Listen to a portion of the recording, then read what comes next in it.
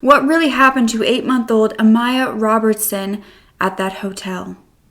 Why were her car seat and crib left in the hotel dumpster? Why did her mom wait a week to report her missing and then said that the last person to have seen her was the babysitter, who claims to have not seen her at all? This case has gone to a grand jury, however, not for any sort of murder charges. This little girl is still missing to this day, 5 years later. You are such a genuine gem. Thank you for clicking on this video. I am Brooke Makenna, and if you are interested in cases like this, I really urge you to subscribe to this channel. And if you never want to miss an upload, you can turn on the post notifications, and you can sign up to the Genuine Gem newsletter, which is a community newsletter where I can personally send you my videos so you never miss an upload.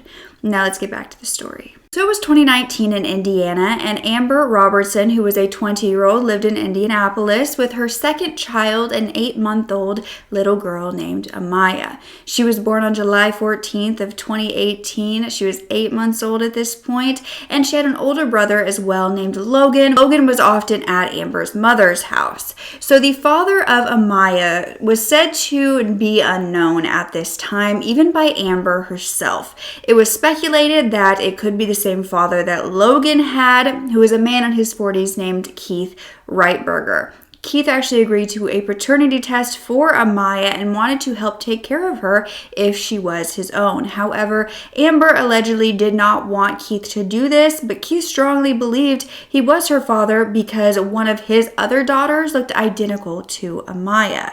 The mother also had a boyfriend whose name was Robert Lyons, who went by Robbie. Now, he was said not to be the birth father, at least this was not confirmed, but he was helping to take care of Amiah at this time. But in March 2019, police received a 911 call reporting a domestic disturbance. A woman would tell the police that a man had hit her with his car.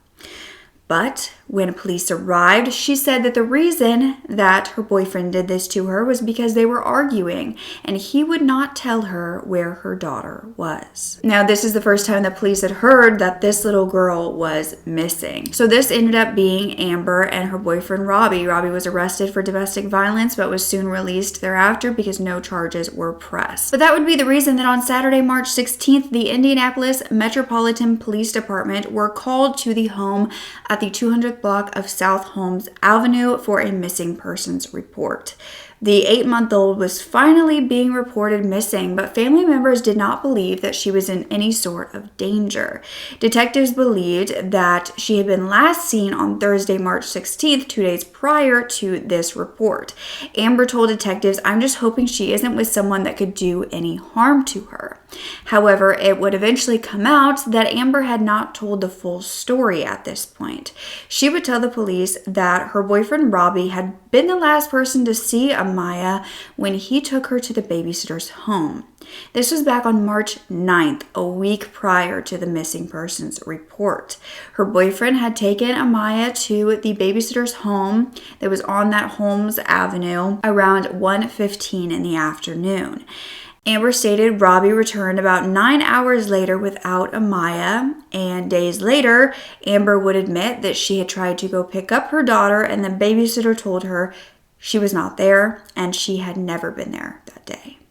Detectives found that Robbie was driving a vehicle that was a 1996 maroon Isuzu Rodeo that was in poor condition. They were able to track the video that day of March 9th and found that it was spending an extended period of time in the area of Rockville Road and South Mickley Avenue before he went home and arrived around 10 p.m. without Amiah. But Amber had gone a week without seeing her daughter before she had made this report. On March 19th, 3 days after she reported her daughter missing and 10 days since she was believed to last been seen, a silver alert was issued for baby Amiah. She was believed to be in extreme danger. She was only 1 foot 1 inches tall, weighing around 13 pounds with brown hair and blue eyes. The police department issued a missing persons advisory asking the public to help find baby Amiah and stating that the investigation had been hampered because of conflicting statements made by witnesses and her family. Later that day, they obtained the search warrant for the home on South Holmes Avenue to collect any potential evidence and interview possible witnesses. This was believed to be the home of the babysitter. Mother Amber Robertson then gave an interview to Fox 59. She's about 16 pounds. She's a little chubby one. She's got dark black hair. She's got hazel eyes. She has a birthmark on her left shoulder up by her neck area. And her hair is kind of a little long, but not too much. And she's small. What's your message to the public out there? That my daughter gets home safely, and that she's alive and she's okay, and that she's not being starved or beat. What's going through your mind this morning? I mean, it's been since, a few days since you've seen her. I'm worried. I'm shook up. I'm nervous.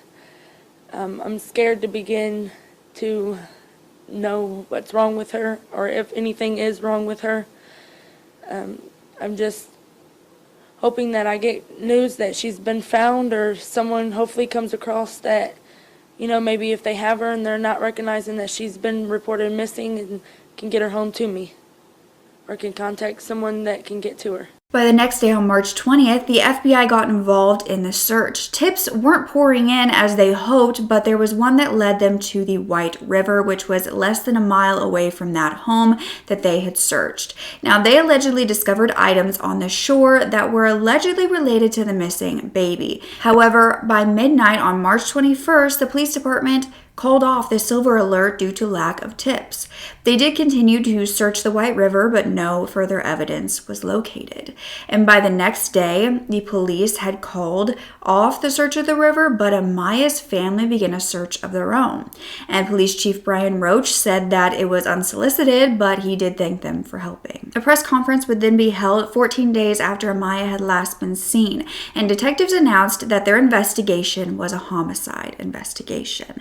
However, they had yet to find a body. A suspect was then named, none other than the boyfriend, Robbie Lyons. The police chief, Brian Roach, said that they were very frustrated and angry due to the misinformation and lack of information and lack of cooperation from those who were closely involved. Robbie was not being sought for arrest at this time, and the mother was not a suspect and was said to be cooperating.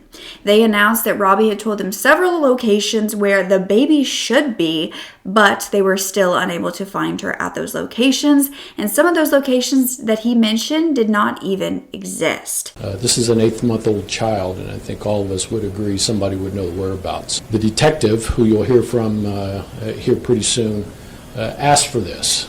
So this is not about just giving the media information. This is a need that we have, and that's why we are here. Last Saturday, we were notified. Missing persons, because of their expertise and experience, figured out quickly through their investigation that this was a little different than most missing persons of a small child.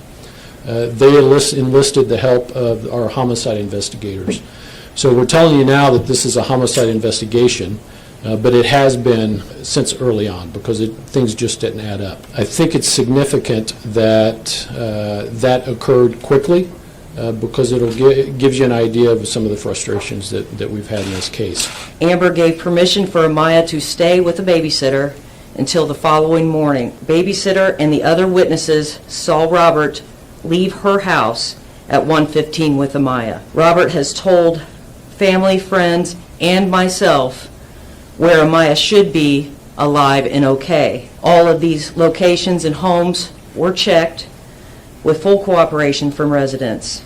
Some places she was said to be by Robert do not exist. It's an 8-month-old, right? And it's very clear that she can't protect herself, and there's absolutely no information that anybody is. And so it's very frustrating. I don't think we're any different than members of the public who may be watching this and that are frustrated. But know that the detectives are working day in, day out, and they'll continue to do that until we bring some resolution to this. Amber had finally told them that after the week, Robbie had started to taunt her about where her missing daughter was. And he was saying if she went with him alone somewhere, he could take her to Amiah. But she said she was scared, and that's why she didn't go to the police to report her daughter missing until then. She said at that point, that's when she was concerned for her daughter's safety. As the search continued, the public was shocked to see Mother Amber relaxing poolside at a hotel that she claimed that her and Robbie had gone on a date that night of March 9th to. This was the Westside Indianapolis Hotel, and she had shared photos of herself from allegedly March 9th and around that time that showed baby Amiah. She was holding her under a yellow table umbrella on the pool deck. So as people began to piece together the fact that this was possibly the last picture of baby Amiah, they were even more concerned that maybe she never left that hotel. But then babysitter's home on South Holmes Avenue, where the missing persons report was finally made, was searched on April 29th. It was found that Amber and Robbie had been living in their backyard in a shed prior to this. Police had received a tip about something being buried in the backyard of that home. So detectives were seen taking bags of possible evidence from the scene and digging up the backyard. They even brought cadaver dogs.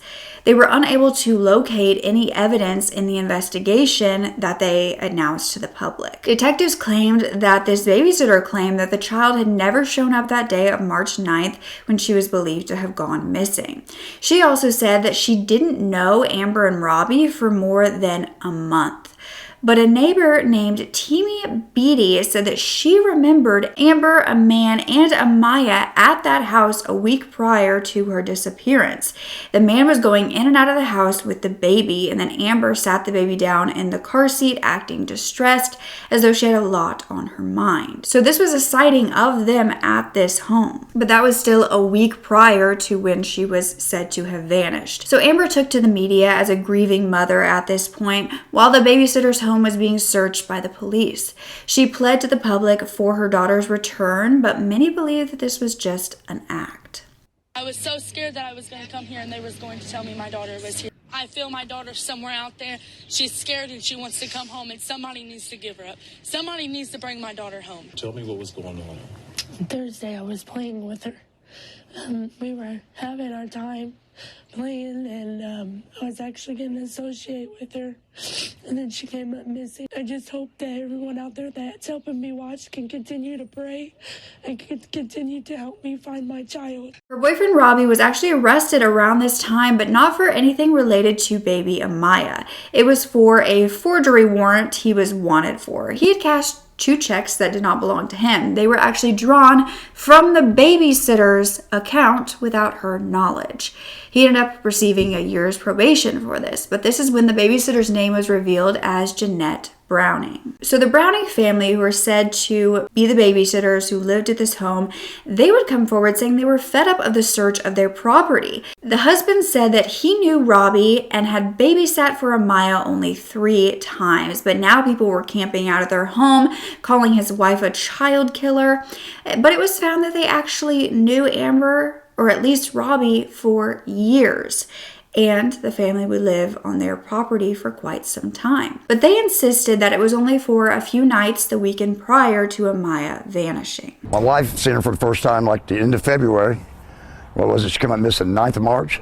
It's 92 weeks. It's probably going to force us to move because these people call my wife a child killer. So many were very concerned about Amber Robertson and her involvement, possible involvement with the disappearance of her daughter. Amber's parents had divorced when she was 3 years old. She dropped out of school in the 10th grade and was unemployed. She was actually intellectually disabled and was often homeless, living on the couches of friends and family. When she had a baby, Amiah was said to be sitting in her car seat most days and was not taken care of very well. Amber's father, Chuck Robertson, told the crime in Pursuit podcast that when he learned his granddaughter was missing, it was actually the day after she was reported missing. He said it felt like a nightmare. Amber had called him to tell him, but she was screaming in the background, telling him that Robbie took Amiah. She said it over and over. She would not calm down. He asked her where she was, and then she said she was at her mother's, so Chuck went over to be with her. He raced over and found Amber, her mother, and her two brothers, as well as Chuck's grandson, who is Amber's son, Logan. He said that everyone was screaming and crying and not answering his questions. And when he asked Amber why Robbie would take baby Amiah, she said she didn't know why. She said that they were supposed to have a date that night. Robbie took Amiah to the babysitter so they could go to the motel. She said he didn't have the baby when he came back, but she didn't know the baby was actually missing until she contacted the babysitter the next morning. Chuck told the podcast he didn't know what happened from there or what the truth was because Robbie and Amber were always telling different stories. He said one story he had been told was that they had gotten to an argument. Amber then went to her mother's house and Robbie followed her and they got into another fight. Robbie left and she tried to chase him down on foot and he allegedly hit her with his car before driving off. Robbie was arrested for that hit and run, the domestic violence, but at that point the police had no idea that Amber's daughter was missing and that he was the last person to see her. Chuck also said that prior to his granddaughter going missing, he had never heard that babysitter's name in his life. When Chuck was asked by the podcast host what he believed happened to Amiah, Chuck spoke about Robbie's criminal activity. Chuck said that Robbie was often involved in theft. He would write bad checks, stolen checks, and he would do whatever he could to get money besides actually just working for it. Chuck said that he had this gut feeling that Robbie had gone into debt with someone and had either sold Amiah by himself or with Amber. Chuck said he wants to believe that his granddaughter is still alive somewhere, but he also did not think that either one of Robbie or Amber could have hurt Amiah on purpose, and he doesn't want to rule out that something accidentally happened and they got scared and tried to hide it. Yet Chuck would also mention that Robbie was not fond of Amber's other child, Logan, either. He would often tell her to drop Logan off at her mother's house because he did not like him. Chuck said that he has not really spoken to any of them since the disappearance, but he hasn't ever spoken to that babysitter, and he was told by detectives that she would not answer many of their questions either. Chuck said that his daughter Amber came to live with him for a little bit after the disappearance, and he didn't see any remorse or regret. She wasn't showing much emotion. He said that the only time he's seen her cry about it was when she was in front of news cameras. By October 2019, 7 months since the disappearance, Amber Robertson told the media that she was constantly defending her name while trying to search for her daughter. She said that finding her daughter was her daily mission, but the search was becoming more difficult as the threats continued to be hurled her way online and in public. Every day I get on to find out that everyone is sitting and saying that I don't search for my daughter, I don't cry over my daughter, I don't have love for my daughter the way I should, I don't care about my daughter, whatnot. The things that I do for my daughter, I do behind closed doors for a reason, and that is not to hopefully get as bashed as bad as I do, but I still do. I get threatened that I'm going to be protested at my job, protested at houses that I'm at. I get threatened that I'm going to get beat up, whatever the case may be. And I mean, this isn't how it should be. I mean, this is a 1-year-old that is missing that would love to be home and gets no help from people because they waste their time spending it on bashing me. I still look for her, and right now where she could be, I don't know. I just pray she's with someone who is taking care of her and giving her the things that she needs and the help that she needs and the attention that she needs, because she's a 1-year-old who can't do it herself. She said that she has no choice but to continue to believe that her daughter is alive. A gathering was held around this time for prayer for Amiah, and Amiah's family members were there at the last place that she was believed to be seen alive, the babysitter's home. They also marched with signs to demand justice because no charges had been filed, no arrests had been made at this time. They wanted to see someone held accountable for at least child endangerment. Amber's father, Chuck Robertson, was there saying that he he appreciated everything that everyone was doing. He said he hadn't received updates in months on the case and hadn't heard from his daughter in even longer. He had a message for his granddaughter Amiah saying, "Amiah, Papa loves you. Papa will die loving you. You're always in my heart every day." Happy birthday, dear Amiah. Happy birthday to you. I never want to have to go through another day like this. Happy birthday to Amiah. It says, "Happy birthday, sweet girl, we love you." No, I did not ever plan to have my daughter's birthday by a tree.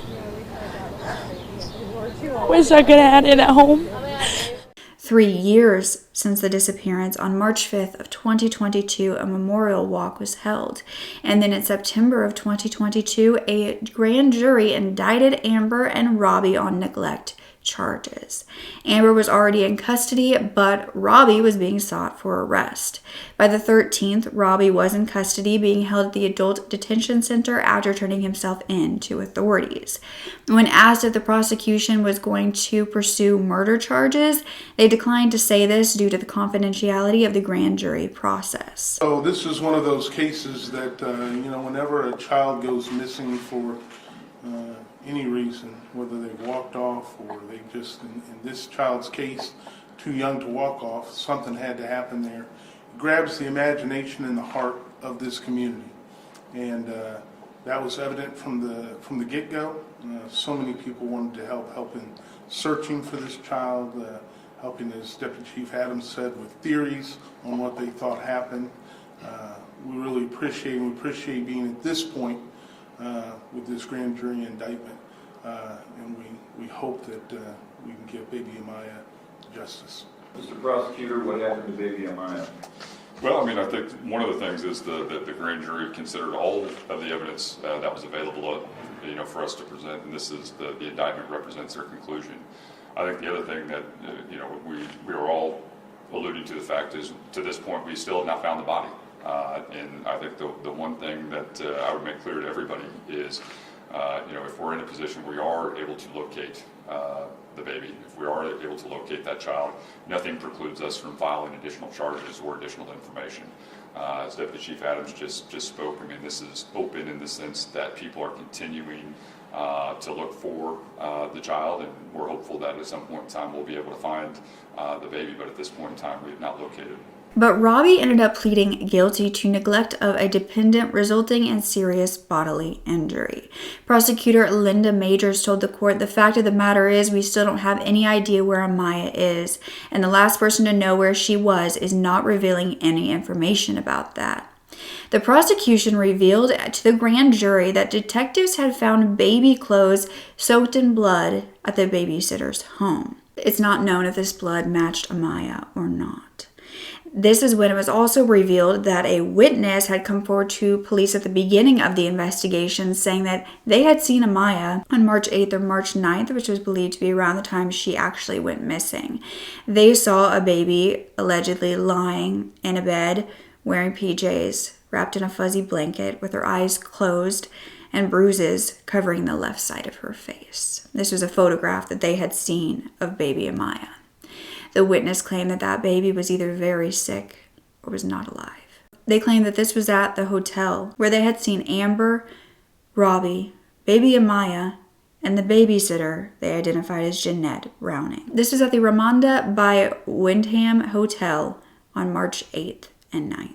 The witness said that they had taken the baby to the swimming pool, they were hanging out around the hotel, and they had been staying in room 249. They had cleared out of that hotel by the time that Amiah was reported missing, and a portable pack-and-play as well as a car seat were found in the hotel dumpster. The hotel room was in shambles with the TV said to be broken in half. It was also revealed that 9 days after Amiah was reported missing, police searched a large pond adjacent to this hotel. It was also revealed that a neighbor of the babysitter's home had given footage to police of around the time that Amiah was missing from her security cameras. She had caught who she believed to be Robbie coming outside of that home carrying a trash bag to the alley. This was the day before she was officially reported missing.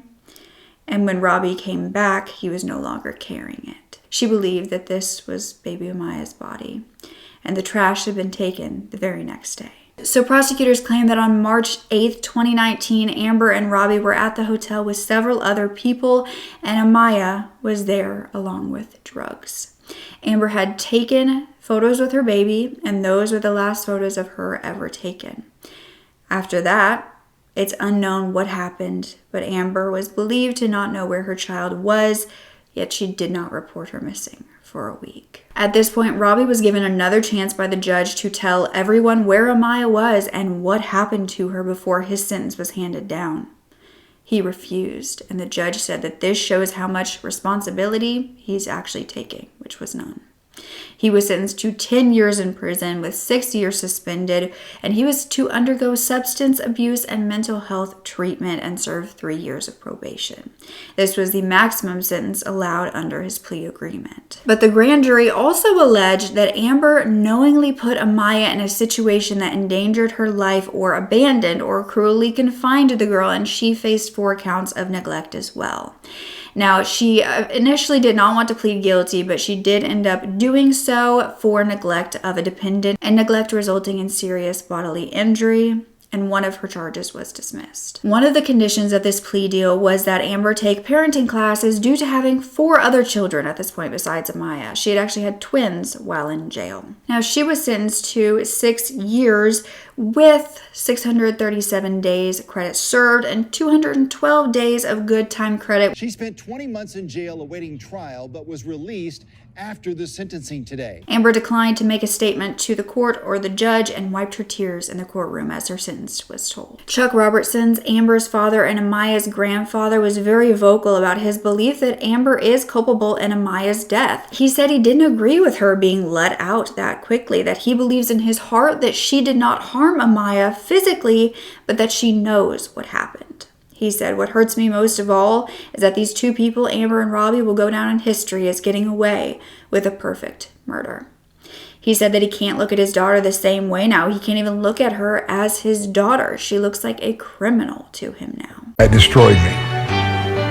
My life went straight to hell since then. I'm ashamed to say it, but I felt relieved in a way that something is finally happening. That's my blood. I care about her. I love her. She's my daughter. But if she has anything to do with this, she needs to pay for it. I want to believe her, but deep down in my inside, I can't. I just can't. If she's found guilty, know that she'll be behind bars for however long she gets.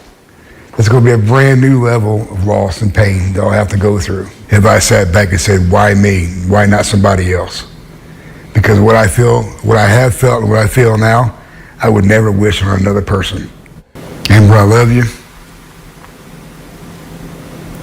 You made a wrong choice. Now, not much has been revealed in this case, and I truly believe that is because they are working hard to get a murder case against these 2, and hopefully soon they will be able to charge them and get them to trial for the murder of baby Amiah. I feel like that is the only reason why so much of this investigation was not revealed to the public throughout the years, especially with the baby still being missing. I believe that they have more evidence than they are letting on, especially hearing that they found bloody clothes in the babysitter's home. What do you think happened to baby Amiah?